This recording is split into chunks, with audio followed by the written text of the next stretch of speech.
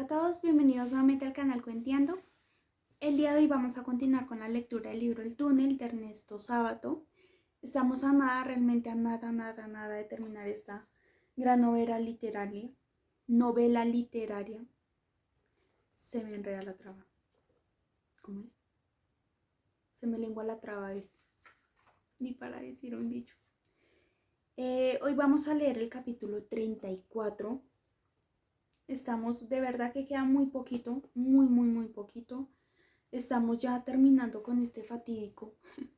O estamos a un par de capítulos, creo que más no estoy, creo que nos quedan todavía como unos 3, 4 capítulos. Ya no me acuerdo cuántos eran. De culminar o ponerle fin a este trágico suceso, realmente. Ya Juan Pablo está consumido por sus celos. Ya él realmente ya dejó de ser Juan Pablo y se convirtió básicamente en un verdugo y un criminal. Así que hoy vamos a ver qué nos espera este capítulo. Recuerden que en el capítulo anterior, si mal no recuerdo, quedaron en un encuentro en donde se iban a ver porque iban a hablar y demás. Vamos a ver si realmente se vieron o no se vieron. Eso solamente lo vamos a ver hoy. Así que mientras tanto los invito a que se pongan cómodos y cómodas, tráiganse un vasito de agua, té, aromática, tinto, mate, vino solamente para los que son mayores de edad, recuerden. Y nada, vamos a empezar con esta lectura. Déjenme me estiro mi piecito porque se me durmió.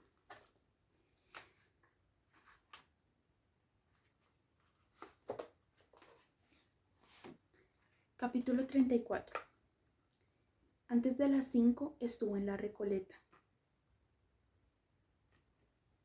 En el banco donde solíamos encontrarnos. Mi espíritu, ya ensombrecido, cayó en un total abatimiento al ver los árboles, los senderos y los bancos que habían sido testigos de nuestro amor.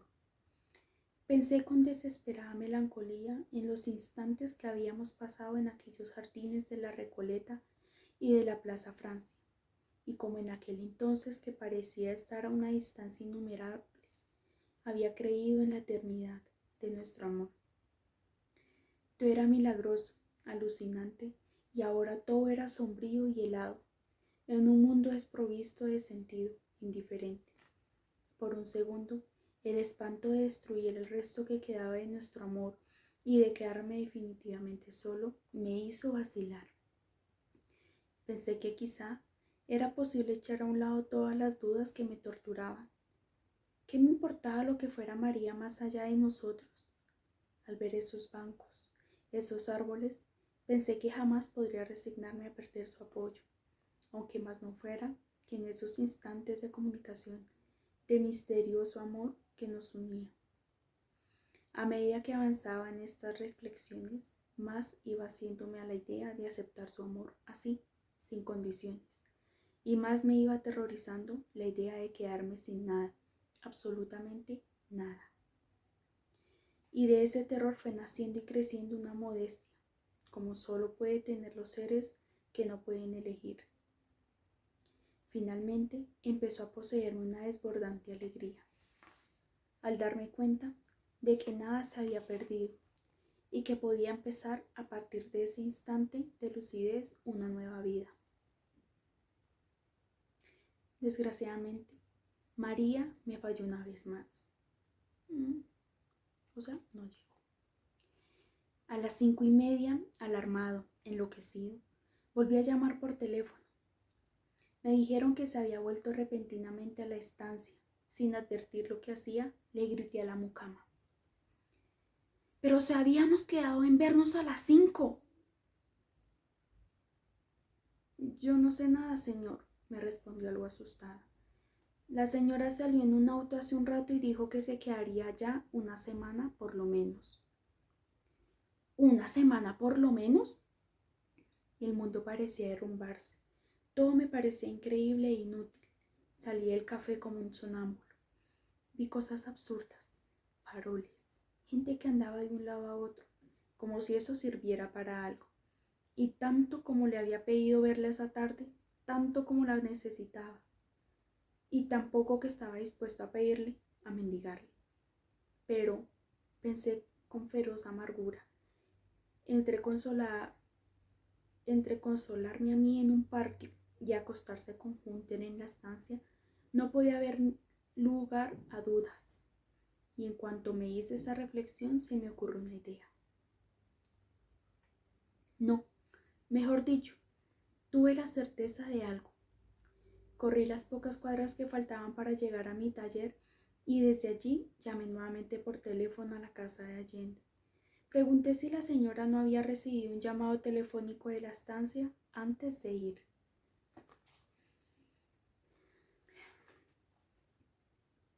Sí, respondió la mucama después de una pequeña vacilación. Un llamado del señor Hunter, ¿no? La mucama volvió a vacilar. Tomé nota de las dos vacilaciones. Sí, contestó finalmente.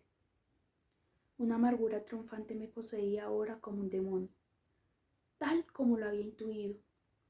Me dominaba a la vez un sentimiento de infinita soledad y un insensato orgullo, el orgullo de no haberme equivocado. Pensé en Mapelli. Iba a salir corriendo cuando tuve una idea. Fui a la cocina, agarré un cuchillo grande y volví al taller. Qué poco quedaba de la vieja pintura de Juan Pablo Castel. Ya tendrían motivos para admirarse esos imbéciles que me habían comparado a un arquitecto, como si un hombre pudiera cambiar de verdad. ¿Cuántos de esos imbéciles habían adivinado que debajo de mis arquitecturas y de la cosa intelectual había un volcán pronto a estallar? Ninguno. Ya tendrían tiempo de sobra para ver estas columnas en pedazos, estas estatuas mutiladas, estas ruinas humeantes, estas escaleras infernales. Ahí estaban, como un museo de pesadillas petrificadas, como un museo de la desesperanza y de la vergüenza. Pero había algo que quería destruir sin dejar siquiera rastros. Lo miré por última vez. Sentí que la garganta se me contraía dolorosamente, pero no vacilé. A través de mis lágrimas vi confusamente cómo caía en pedazos aquella playa, aquella remota mujer ansiosa, aquella espera. Pisoteé los jirones de tela y los refregué hasta convertirlos en guiñapos sucios. Ya nunca más recibiría respuesta a aquella espera insensata. Ahora sabía más que nunca que esa espera era completamente inútil. Corrí a la casa de Mapelli, pero no la encontré. Me dijeron que debía de estar en la librería Biau. Fui hasta la librería. Lo encontré. Lo llevé aparte de un brazo. Le dije que necesitaba su auto. Me miró con asombro. Me preguntó si pasaba algo grave. No había pensado nada, pero se me ocurrió decirle que mi padre estaba muy grave y que no tenía tren hasta el otro día. Se ofreció a llevarme él mismo, pero rehusé. Le dije que prefería ir solo.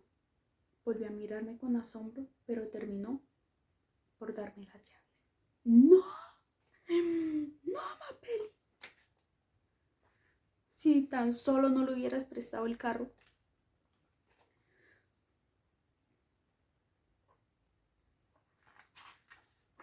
Vale, lees también el capítulo 35 porque es de una hoja. Y no quiero dejarlos así, como no, pues dame más. Les voy a dar un capítulo más. Capítulo 35. Eran las 6 de la tarde. Calculé que con el auto de Mapelli podría llegar en 4 horas, de modo que a las 10 estaría allá. Buena hora, pensé. En cuanto salí al camino a Mar del Plata, lancé el auto a 130 kilómetros y empecé a sentir una rara voluptuosidad que ahora atribuyo a la certeza de que realizaría por fin algo concreto con ella. 130 kilómetros. No. Con ella, que había sido como alguien detrás de un impenetrable muro de vidrio, a quien yo podía ver, pero no oír ni tocar. Y así, Separados por el muro de vidrio, habíamos vivido ansiosamente, melancólicamente. En esa voluptuosidad aparecían y desaparecían sentimientos de culpa, de odio y de amor. Había simulado una enfermedad y eso me entristecía. Había acertado al llamar por segunda vez a lo de Allende y eso me amargaba.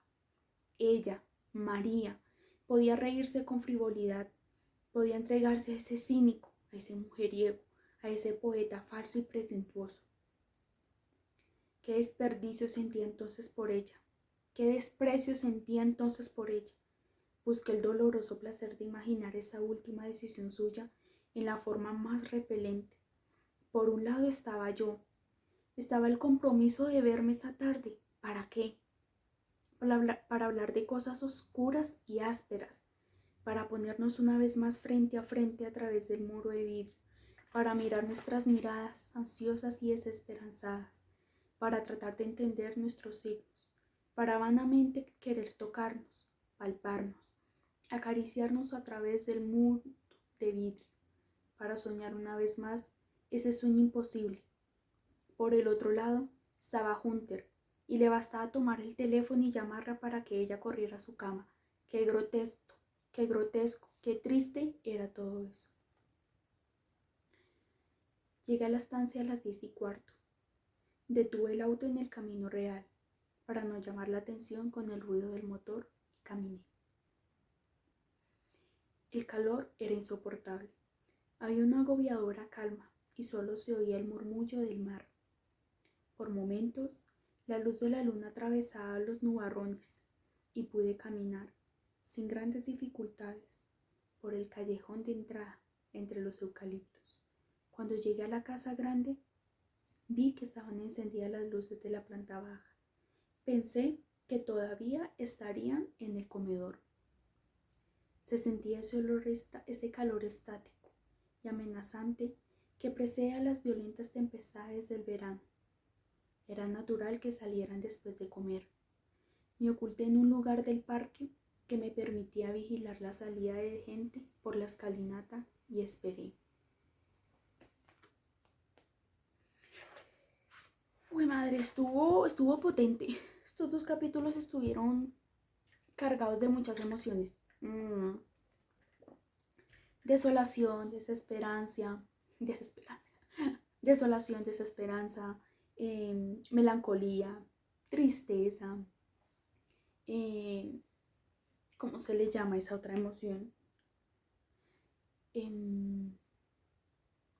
De todo, o sea, ya Juan Pablo ya básicamente él ya está consumido por el propio odio y rencor que tenía hacia María.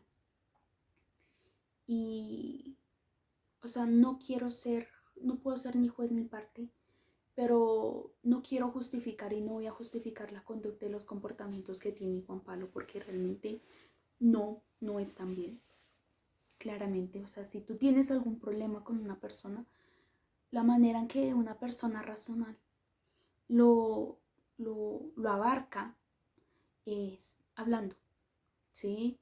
No con una conducta tan violenta como es agredir a esa persona. Eso ya habla más de ti que de la otra persona. Entonces, en este caso, Juan Pablo ya estaba consumido. Ya su personaje ya lo había consumido. Él ya básicamente solamente miraba con odio y resentimiento y rencor hacia María. El error, mejor dicho, es que si... ¿Cómo es que se llama? Bueno, si se me olvidó el nombre, gente. Pueden creer lo que se me olvidó y lo acaba de leer. Mapelli. Si Mapelli tan solo le hubiera dicho, no, lo tengo en el taller. Pero es que claramente, si a ti te dice un amigo o una amiga, venga, présteme no sé, llámese el carro, la moto, lo que necesito, obviamente tú no vas a empezar a preguntar, sino que tú prestas. Pero inconscientemente, en muchas de esas préstamos, ¿se le podría considerar complicidad? No. Pero, en este caso, Pellegrini sí. ayudó o prestó un medio por el cual él pudo llegar hacia esa estancia. Repito, no justifico las conductas y comportamientos de Juan Pablo, pero creo que todos alguna vez hemos sido víctimas de nuestras propias emociones. Hemos sido víctimas de esos momentos de amargura, de sentimientos muy viscerales, de cosas que por el momento nos enojan, nos llenan de ira, nos llenan de desolación, pero ya pensándolo con cabeza fría, nos llena solamente ya después es un remordimiento que nadie puede quitar. Y hay algo que nadie puede perturbar, es nuestra tranquilidad y nuestra paz. Si esa persona lo perturba, nuestra tranquilidad, esa persona simplemente no nos sirve, no nos está aportando nada, simplemente lo que nos está aportando es desolación, es incertidumbre. Así que, repito, no justifico, pero hay personas que se mueven por las emociones y son violentos, violentan a otras personas, porque sencillamente no hay diálogo. Y el diálogo es básicamente algo supremamente fundamental en la naturaleza humana para poder llegar a, a conciliar, ¿sí? A llegar a un acuerdo. Es mejor el diálogo. Pero obviamente los invito a que hagamos uso de ese don que se nos dio, que es el diálogo, de poder hablar, de poder expresarnos, pero siempre bajo el respeto tanto personal como el de la otra persona. Sabemos cómo termina esto. Ya Juan Pablo básicamente ya no está pensando de una manera lógica, sino que lo está haciendo desde la parte emocional, desde la rabia, desde la ira, desde los celos enfermizos que ha tenido con María. Es posesivo. María, por otra parte, su pecado fue haberle aceptado salir. Pero es que en muchas ocasiones es que todos en algún momento hemos sido víctima de algo. Hemos sido víctimas de nuestras emociones, o hemos sido víctimas de otra persona. Uy, ¿sí escucharon? Eso ni porque no hubiera comido. Fue mi estómago, lo siento. Pero es un poco triste saber cuál va a ser el desenlace.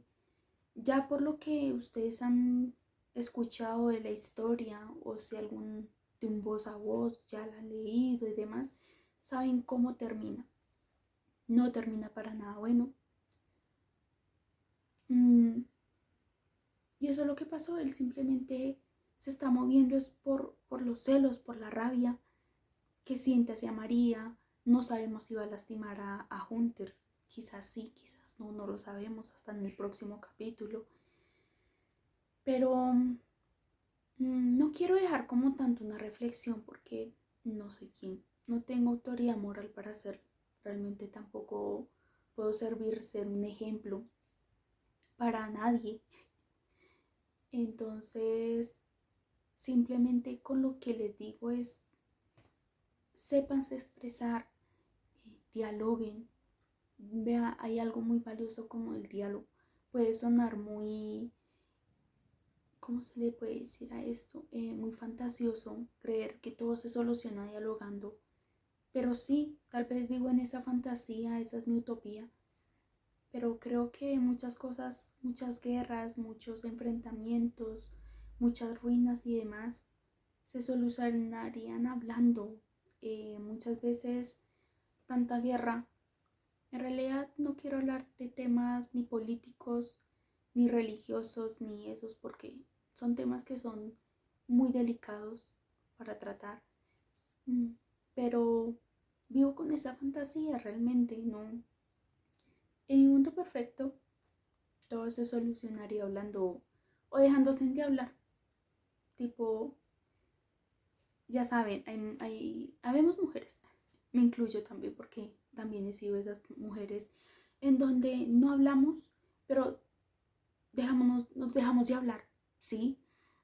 Tuve un problema con una persona y ¿qué hice? No le dije expresamente que me sentía incómoda con esa actitud, con lo que dijo y demás, pero ¿qué hago? Me alejo. Entonces siento que si aplicáramos eso en un contexto ya macro, o sea, a nivel de político, socialista, ¿ustedes se imaginan que un país tuviese un conflicto con otro y dijera, es que no estoy de acuerdo, y en lugar como entrar en guerra, se dejarán de hablar? Sería como, mira, voy a hacer de cuenta que tú ni existes y tú vas a hacer de cuenta que yo ni existo, y así, o sea, sería muy loco, pero creo que sí se solucionarían muchas guerras, no habría tanta hambruna, tantos niños, tantas mujeres, tantos hombres, tanta desolación, tanta incertidumbre. Ahorita están pasando muchas cosas a nivel global, muchas guerras. Bueno, ¿para qué decirlo si realmente con solamente entrar a internet o encender las noticias nos podemos dar cuenta? Y no quiero que el canal se convierta como en eso. O sea, la idea es que ese canal se convierta en ese momento en un break, en un respiro, en simplemente ustedes escuchar una buena lectura, un buen pasaje, un buen capítulo y ya. Sí, que les quede como sonando, oye, ¿qué pasará con tal personaje? ¿Qué será de la vida de tal personaje? ¿Qué será lo que espera el siguiente capítulo? Y no se convierta en esto en un foro. Aunque si también se convierte, bienvenidos, pero siempre hagámoslo desde el respeto. Tu opinión es importante, pero el del otro también es igual de importante. Entonces, nada, eso fue por todo en este capítulo. Recuerden que quedamos en el capítulo 35. El próximo video vamos a leer el capítulo 36 y vamos a saber qué es lo que nos espera. ¿Qué va a actuar? ¿Cómo va a actuar? Ya sabemos cómo va a terminar, pero ustedes saben. Así que les deseo un excelente día, tarde o noche, sea el día, hora o lugar en el que estén escuchando y viendo este video. Si estás cumpliendo años, te deseo un feliz cumpleaños, que tu vida esté llena de momentos maravillosos y paz y tranquilidad. Nos vemos en un próximo video.